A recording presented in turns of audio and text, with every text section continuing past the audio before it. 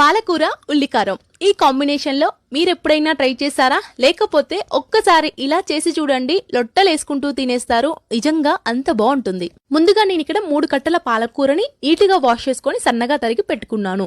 ఇప్పుడు మిక్సీ జార్లోకి 1 కప్పు ఉల్లిపాయ ముక్కలు, ఒక 10 పొట్టు తీసిన వెల్లుల్లి రెబ్బలు, టేస్ట్ కు సరిపడా సాల్ట్, కారం, కొంచెం చింతపండు వేసుకొని ఈ విధంగా గ్రైండ్ చేసుకొని పక్కన పెట్టుకోండి.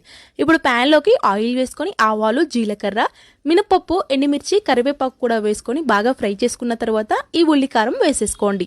వేసుకొని బాగా కలుపుతూ మగ్గించుకోవాలండి. ఈ ఉల్లికారం ఎంత మగ్గితే అంత టేస్టీగా ఉంటుందండి. ఇలా సగం వరకు మగ్గిన తర్వాత కొద్దిగా పసుపు, ధనియాల పొడి, జీలకర్ర పొడి కూడా వేసుకొని బాగా కలుపుతూ ఇంకా మగ్గించుకోవాలి.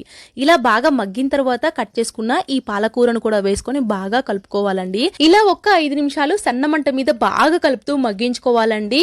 ఎంతో టేస్టీగా సింపుల్ గా పాలకూర ఉల్లికారం అయితే రెడీ. ఒక్కసారి ట్రై చేశారంటే మళ్ళీ మళ్ళీ చేయాలనిపిస్తుంది.